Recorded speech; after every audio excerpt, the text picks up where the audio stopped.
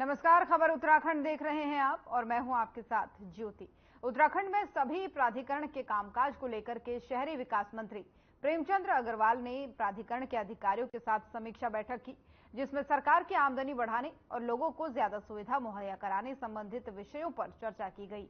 इस दौरान शहरी विकास मंत्री प्रेमचंद्र अग्रवाल अधिकारियों पर नाराज भी दिखाई दिए और इस नाराजगी के चलते उन्होंने बैठक में मौजूद अधिकारियों को जमकर फटकार लगाई। मंत्री ने कहा कि प्राधिकरण अच्छा काम जरूर कर रहा है, लेकिन प्राधिकरण की पहली प्राथमिकता है कि जनता को कमाए गए रेवेन्यू से लाभ कैसे दिया जाए।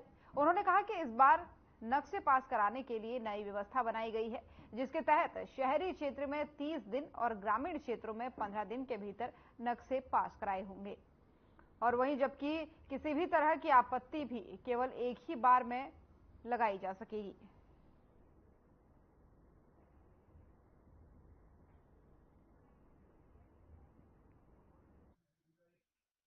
नहीं, देखिए आचार संहिता है, लेकिन हम लोगों ने चुनाव आयोग से परमिशन लेके मेरे आवास से संबंधित जो भी अपने सेक्शंस थे उनसे हमने बातचीत की है। कैसे हम अपनी सरकार का रेवेन्यू बढ़ाएं, कैसे हम जनता को सुविधाएं दें, इन सभी बिंदुओं पे हमने लगभग 3.5 घंटे बैठ के हमने चर्चा की है।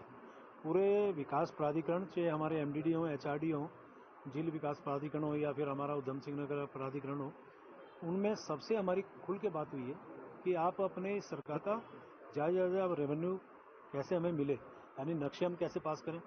नक्शे पास करने के लिए हमने ऑनलाइन मांगते ही है, 15 दिन हमने आवासीय के लिए और 30 दिन के लिए व्यावसायिक नक्शे हमें पास करने हैं और एक ही बार में हमें आपत्ति लगानी है।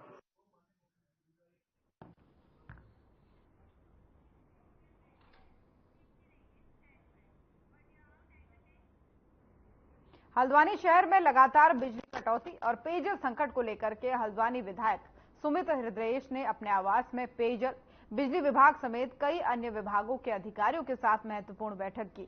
इस दौरान उन्होंने कहा कि बिजली और पानी की दिक्कतों से लोग काफी परेशान हैं। बिजली कटौती होने से पेयजल का भी संकट लगातार बढ़ता जा रहा है, लेकिन विभाग के पास इस समस्या का कोई समाधान नहीं है। उन्होंने कहा कि बिजली की कोई कमी नहीं है, लेकिन विभाग के पास सप्लाई के लिए व्यवस्था ठीक नहीं है। इसके चलते बार बार बिजली कटौती हो रही है।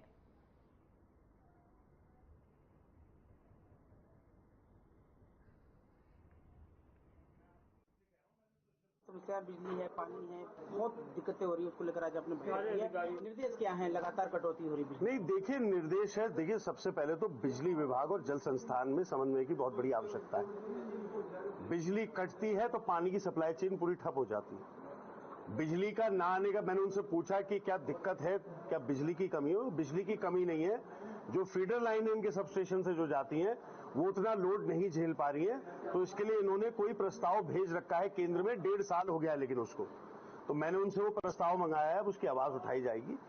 विशेषतः मैंने उनसे बिजली विभाग से बोला है कि आप पूरे हल्द्वानी को जोन में बांट के, उन्होंने बांट भी रखे सब स्टेशन के हिसाब से।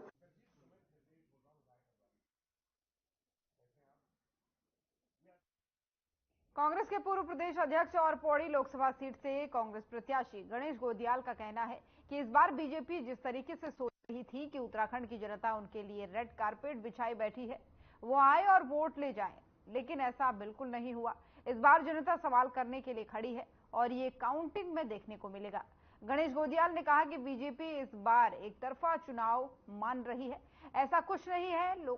पांचों लोकसभा सीटों पर कांटे की टक्कर है और उत्तराखंड में मतदान कम होना ये दर्शाता है कि सरकार के खिलाफ लोगों में नाराजगी है और इस बार जो है पांचों लोकसभा सीटें कांग्रेस के पाले में होंगी।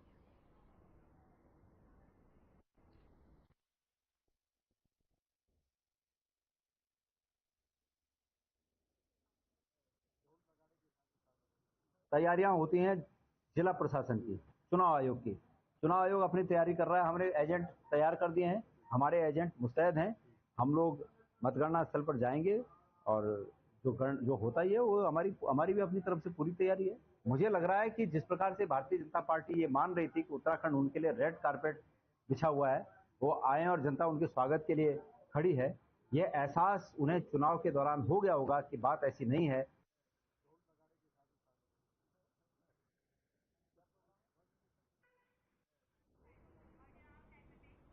और उत्तराखंड में चल रही चारधाम यात्रा को लेकर के विपक्ष ने अब सरकार पर सवाल उठाने शुरू कर दिए हैं।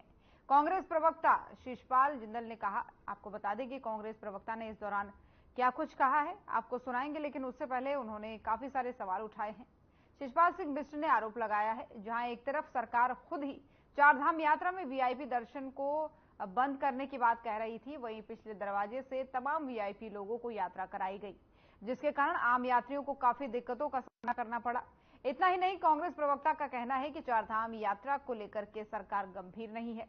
यही वजह है कि चारधाम यात्रा से पहले अधिकारियों ने अपना होमवर्क कंप्लीट नहीं किया, जिसका नतीजा यात्रा में लोगों को खासी दिक्कतों का सामना करना पड़ रहा है।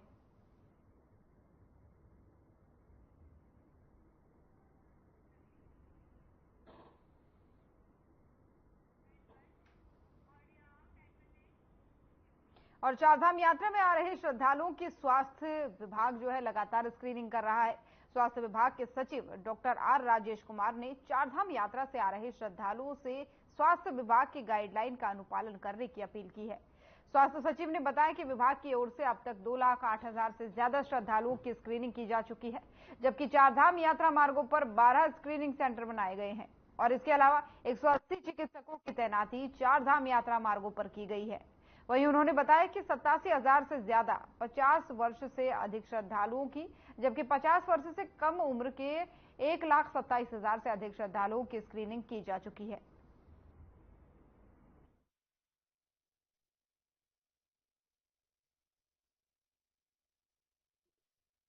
हमारी जो फोकस है वो पहले से यात्रा शुरू होने से पहले ही स्क्रीनिंग पे रही है और इस बार हमने नियम बनाया था स्वास्थ्य विभाग की ओर से कि जो 50 से ऊपर जो यात्री हैं उनका हम कंपलसरी स्क्रीनिंग करेंगे और जो 50 से नीचे जो यात्री हैं उनको अगर कोई स्पेशल नीड है, उनकी कोई मेडिकल हिस्ट्री है, तो उनको हम वॉलंटरी बेसिस पे हम लोग स्क्रीनिंग करेंगे।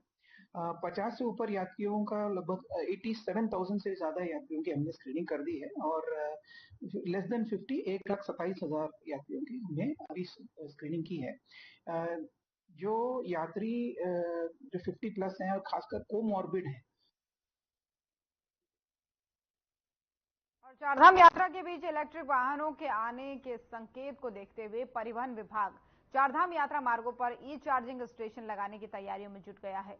इस बात को लेकर के आरटीओ प्रशासन सुनील शर्मा ने कहा कि चारधाम यात्रा के अलावा प्रदूषण से भी निजात पाने के लिए ई चार्जिंग सिस्टम बनाया जा रहा है। साथ ही उन्होंने कहा कि इस सिस्टम के तहत रुड़की से लेकर के उत्तराखंड की चारों धाम के मार्ग पर हर 40 से 45 किलोमीटर के दायरे में कुल 28 चार्जिंग स्टेशन स्थापित किए जा रहे हैं, जिसका अभी ट्रायल रन चल रहा है।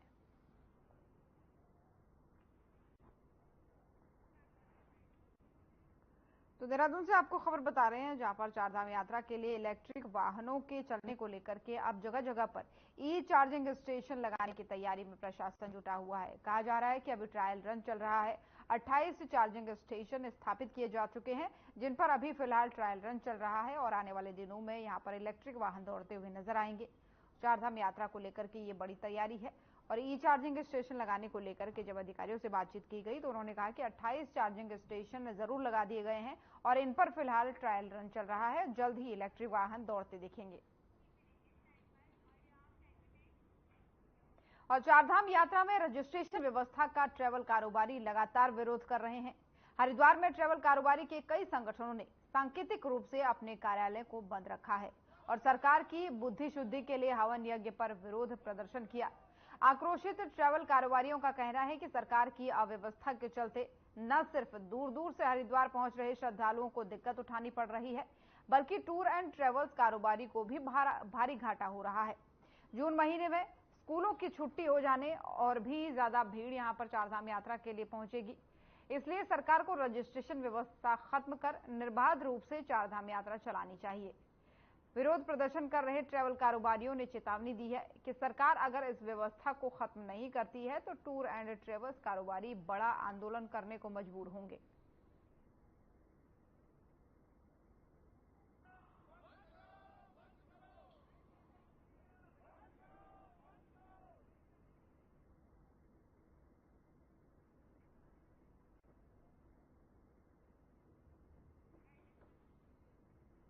तो हरिद्वार से ये खबर आपको बता रहे हैं, जहां पर कुछ समय पहले से ही ऑफलाइन रजिस्ट्रेशन बंद कर दिया गया था। चारधाम यात्रा के लिए, जिसके चलते कई सारे श्रद्धालु वहां पर फंसे हुए थे। अब इसको लेकर के ट्रैवल कारोबारी जो हैं उनका भारी विरोध सरकार को देखना पड़ रहा है। उनका कहना है कि निर्बाध रूप से जो है चारधाम यात्रा चलानी चाहिए। जो लोग हरिद्वार में फंसे हुए हैं रजिस्ट्रेशन के नाम पर, उनको खासा दिक्कतें हो रही हैं, क्योंकि अब बच्चों की स्कूलों की छुट्टियां भी पड़ चुकी हैं। ऐसे में श्रद्धालु जो है काफी परेशान हो रहे हैं। लगातार जो है चारधाम यात्रा के लिए जो श्रद्धालु हैं वो इंतजार कर रहे हैं, और इससे कहीं ना कहीं ट्रैवल कारोबारियों का जो बिजनेस है उस पर भी असर दिखाई दे रहा है। तो इसीलिए यात्रा में रजिस्ट्रेशन की जो प्रक्रिया है उसको लगातार जारी रखने की जो मांग है वो ट्रैवल कारोबारी सरकार से लगातार कर रहे हैं।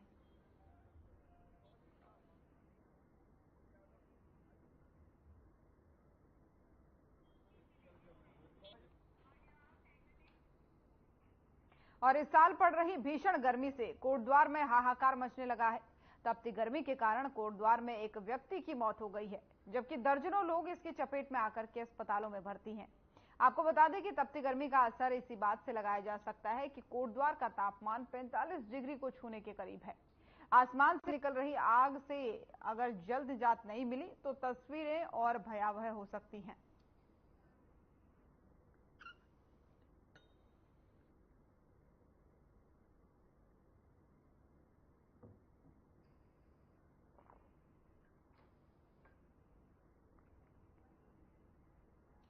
और उनको हाई ग्रेड फीवर था। उनका हिस्ट्री था कि वो घर में काम कर रहे थे। घर में काम करने के बाद वो बाहर से कुछ सामान लेने गए और वहीं गिर गए। वहां गिरने के बाद लोगों ने, उनके साथ वालों के लोग यहाँ पर ले आए हमारे अस्पताल में। उनको अचेत अवस्था में थे, उनकी हाई ग्रेड फीवर थी और उन्हें एकदम बेहोश थे, तो कोई उनके पता नहीं चला था।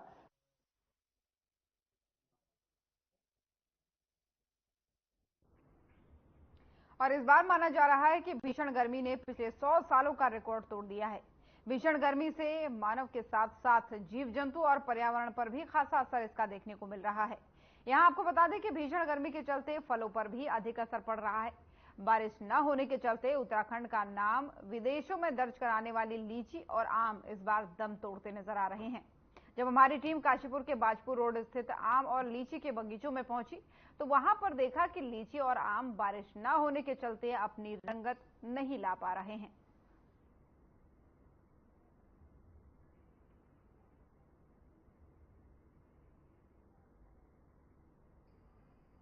अभी खट्टी है, आम नीचे गिर रहे हैं, लीची नीचे गिर रहे हैं, उसमें कीड़े पकड़ रहे हैं, पानी का संभावना नहीं है, पानी ऊपर से आ ही नहीं रहा है, तो हम लोग परेशान हैं। हम लोग का पूंजी ऐसी ठप हो गए।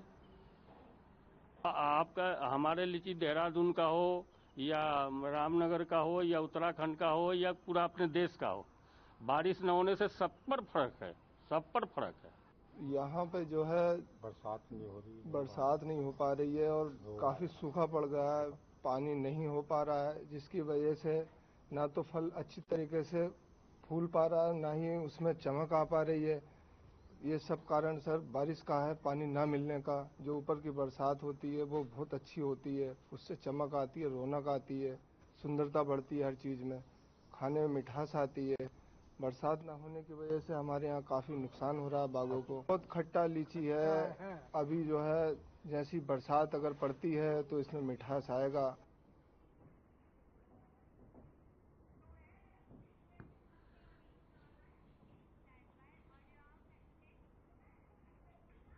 और गर्मी अपना कहर बरपा रही है तो वहीं पानी को लेकर हाहाकार मचा हुआ है। टनकपुर के सरकारी रोडवेज बस स्टेशन पर पानी की टंकियां पिछले 4 दिनों से सूखी पड़ी हैं। पानी नहीं होने के कारण यात्रियों और स्थानीय दुकानदारों को काफी समस्याओं का सामना करना पड़ रहा है।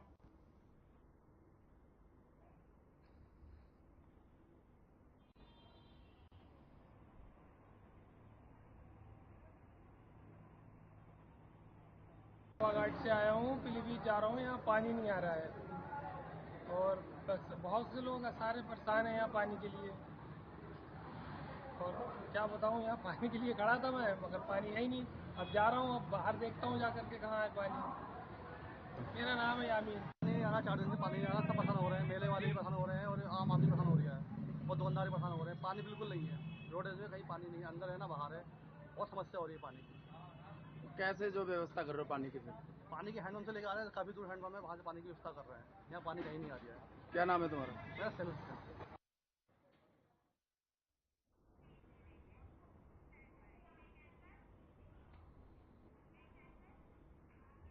और इन दिनों रिकॉर्ड तोड़ पड़ रही गर्मी ने आम लोगों का जीना मुहाल कर दिया है। शहरों की गर्मी से निजात पाने के लिए कुमाऊं पहुंच रहे पर्यटकों का कहना है कि यहां के तापमान को देखते हुए अनुमान नहीं लगाया था कि यहां पर भी गर्मी इस कदर पसीने छुड़ा देगी। यहां के बड़े तापमान ने गर्मियों की छुट्टियों का मजा किरकिरा कर दिया है, तो वहीं लोगों को अब वृक्षारोपण की याद आने लगी है। लोग गर्मी से निजात पाने के लिए देसी नुस्खों के साथ साथ ठंडे पेय पदार्थों से अपने शरीर को ठंडा कर रहे हैं।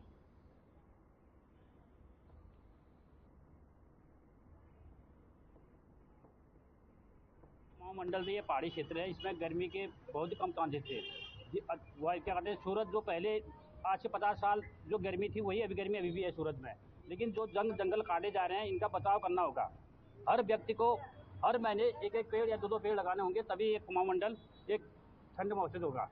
हैदराबाद से पहुंचे उत्तराखंड घूमने, कैसा गर्मी महसूस कर रहे हैं? बहुत ज़्यादा। हम लोग एक्सपेक्ट कर रहे थे मिनिमम होगा 18-20 बस, मगर यहाँ तो सुनने में आ रहा 40 तक है। तो वेदर तो यहाँ का बहुत ज़्यादा है। तो अभी हम लोग दोराट जा रहे हैं देखने के लिए वहाँ वेदर कैसा रहेगा। तो जस्ट अभी हम लोग रुके थे यहीं पर ही हल्द्वानी घूमने के लिए। नहीं अभी आ रहे हैं। गुड नेम है मेरा लता। तापमान बढ़ रहा है, कहीं भी पेड़ हो हम छाया पर रुक सकते हैं। मिनट में पानी चाहिए, उसने कहा ठंडा चाहिए। कहीं भी घर से निकलते हैं तो बहुत ज़्यादा गर्मी है भैया यहाँ तो। हल्द्वानी में तो बहुत ज़्यादा होती है। अभी मैं 9 बजे से निकली हूँ, हॉस्पिटल से आ रही हूँ। अभी इतनी गर्मी है ना, तो ऑटो भी नहीं रुक रहा है कि ऑटो भी फुल है, कहीं जाने का भी नहीं हो पा रहा है। धूप में खड़ा होना पड़ा है। जगह जगह तो कहीं पर पेड़ है नहीं, कट गए हैं पेड़। क्या नाम आपका? भावना मेहता। और मानसून से पहले ही तेज आंधी, मूसलाधार बारिश के चलते विद्युत आपूर्ति बाधित होने से आमजनों को दिक्कतों का सामना करना पड़ रहा है। आए दिन विद्युत आपूर्ति बाधित होने से गुस्साए देवाल के जनप्रतिनिधियों ने उपजिलाधिकारी थराली अबरार अहमद से मुलाकात कर देवाल में विद्युत आपूर्ति दुरुस्त करने की मांग की है। उपजिलाधिकारी थराली कार्यालय में विद्युत विभाग के एसडीओ के सम्मुख देवाल के जनप्रतिनिधियों ने देवाल में विद्युत आपूर्ति नियमित रूप से बहाल करने की मांग की है।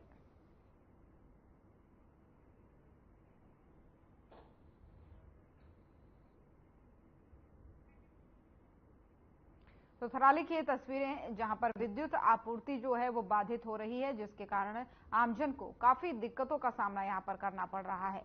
आमजनों की मांग है, उन्होंने कहा है कि बिजली की आपूर्ति जो है जल्द से जल्द बहाल की जाए, नहीं तो जो दिक्कतें उनकी हैं वो और बढ़ सकती हैं। और इसी को लेकर के लगातार जो है आमजन यानी आम नागरिक जो है मांग कर रहे हैं कि उनको दिक्कतें हो रही है, इसलिए बिजली और पानी की जो किल्लत है उसको जल्द से जल्द पूरा किया जाए। क्योंकि मानसून अभी नहीं है, लेकिन उससे पहले ही, मानसून आने से पहले ही तेज मूसलाधार बारिश और हवाओं ने जो है विद्युत आपूर्ति को बाधित कर दिया है, जिसके चलते अब आमजन लगातार जो कह रहे हैं कि उनको दिक्कतें हो रही है, इसलिए बिजली की आपूर्ति जल्द से जल्द की जाए। अभी हमारे जो बरसात का सीजन है उससे आधी तूफान से पहले ही जो है लाइट चली जा रही है। बच्चे पढ़ने वाले हैं, महाविद्यालय में पढ़ने वाले भी पेपर चल रहे हैं महाविद्यालयों के, उसमें शाम को जो लाइट नहीं है 8 बजे से कट ऑफ हो जा रहा है। अब उससे जनता का आक्रोश बहुत ज्यादा है इलेक्ट्रिसिटी बोर्ड। एसडीएम साहब से मेरी वार्ता हुई थी और मैंने उनसे आग्रह किया था कि यूपीसीएल के अधिकारियों को बैठ के आप ही की मध्यस्थता में एक बैठक करवानी है। तो आज हम एसडीएम ऑफिस में आए थे उप जिलाधिकारी महोदय से मिलने के लिए। काफी दिनों से हम देख रहे हैं कि देवाल में 2 बूंद बारिश की गिर नहीं रही है, लाइट पूरी तरीके से बंद हो जा रही है, जिसको लेकर लोगों में काफी रोष है। इस समय बच्चों के डिग्री कॉलेज के बच्चों के एग्जाम चल रहे हैं और इस समय लोगों के पास घरों में संसाधन भी नहीं है लाइट के लिए, और केवल यूपीसीएल की जो बिजली है उसी पर लोग निर्भर हैं। और इस विषय की गंभीरता को देखते हुए, क्योंकि कई जगहों पर 5 दिन से लाइट नहीं आ रही है, कई जगहों बहुत ज्यादा बिजली की कटौती हो रही है। अभी उप जिलाधिकारी जी की अध्यक्षता में यहाँ पर एसडीओ जी तमाम लोग आए थे और हम उनसे बातचीत हुई है। और सिंगल यूज प्लास्टिक के खिलाफ नगर निगम एक्शन मोड पर काम कर रहा है, जिसके चलते राजधानी देहरादून के निरंजनपुर मंडी में मुख्य नगर स्वास्थ्य अधिकारी डॉक्टर अविनाश खन्ना ने अपनी टीम के साथ मिलकर करीब 9.5 क्विंटल सिंगल यूज प्लास्टिक जब्त किया है। इस बात पर डॉक्टर अविनाश खन्ना ने कहा कि सिंगल यूज प्लास्टिक में स्ट्रॉ प्लास्टिक बैग और प्लेट्स जब्त कर विक्रेताओं से 1-1 लाख रुपए का जुर्माना वसूला गया है।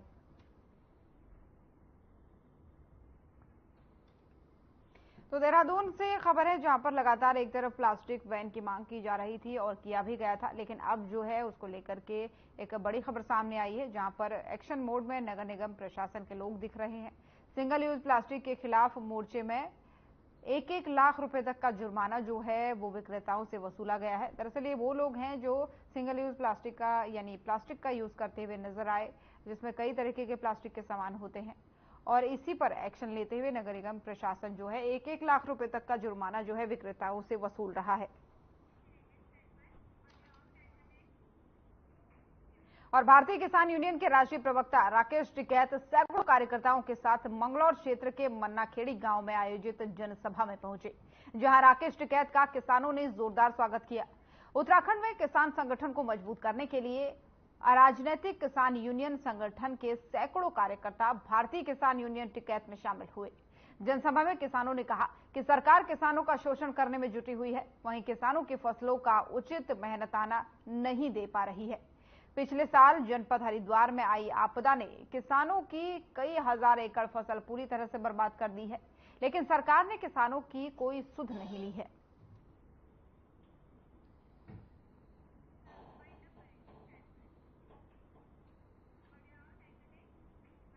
तो खबर उत्तराखंड देख रहे थे आप। बुलेटिन में फिलहाल इतना ही। नमस्कार।